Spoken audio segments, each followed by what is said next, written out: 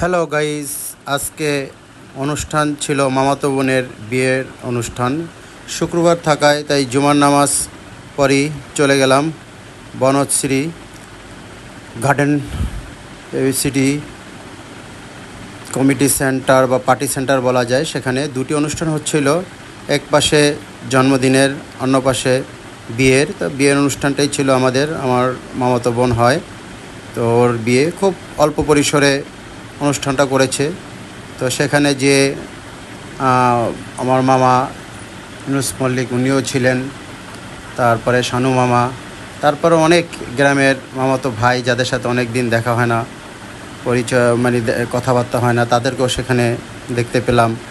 কিছু সহপাঠী, কিছু গ্রামের আত্মীয় স্বজন, তো সবার সাথে খুব ভালো একটা সময় কাটালাম, অনেকক্ষণ গল্প করলাম।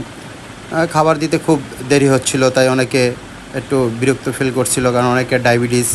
তো শেষমেশ 3টার দিকে খাবার চলে আসলো, সবাই খুব মজা করে খাওয়া দাওয়া করলাম, পরিচিত পর্ব সারলাম এবং আমার মামাতো বোনকে পার্লার থেকে সাজিয়ে নিয়ে আসলো। সাথে কিছুক্ষণ পর বর আসবে, তো সেই পর্যন্ত আমরা ওয়েট করতে পারিনি, আমার একটা কাজ ছিল, সে কাজের জন্য আমার চলে আসতে হয়েছে। তো আমার বোনটাকে যখন বিউটি পার্লার থেকে সাজিয়ে নিয়ে আসছিলো, খুব ভালো লাগতেছিল, সবাই তার সাথে ছবি তুলতেছিল, দেখতেছিল, কথা বলতেছিল। এভাবেই অনেকটা সময় পার করার পরে মামিও সেখানে ছিল। মামি এসে মেয়েকে জড়িয়ে ধরলো, আদর করলো, কারণ এতদিন ধরে যে সন্তানটিকে নিজে আগলে রেখেছে, লালন পালন করেছেন খুব যত্নে, আজ তাকে পরের ঘরে চলে যেতে হবে, তাই একটু ইমোশনাল হয়ে গেছে।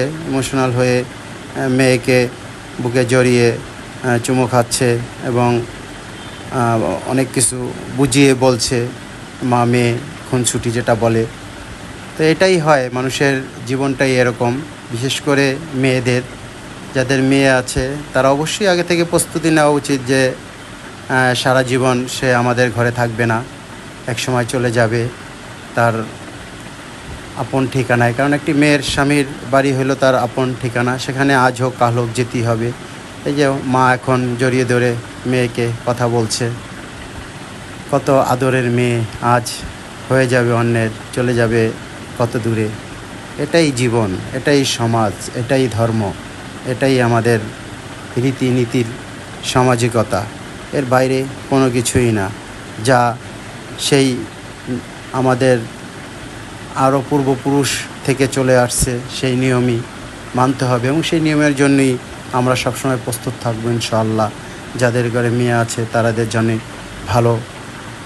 ভালো একটি বিয়ে হয়, ভালো একটি সংসার হয়, ভালো একটি বর পায়, এটাই সবসময় কামনা করি। আমার বোনটির জন্য সবাই দোয়া করবেন, আমিও দোয়া করি যাতে ওর বরকে নিয়ে খুব সুখে শান্তিতে থাকে, ওর শ্বশুরবাড়ির সবার সাথে মিলেমিশে ভালোভাবে থাকতে পারে। আজকে এই পর্যন্তই। আসসালামু আলাইকুম, আবার দেখা হবে।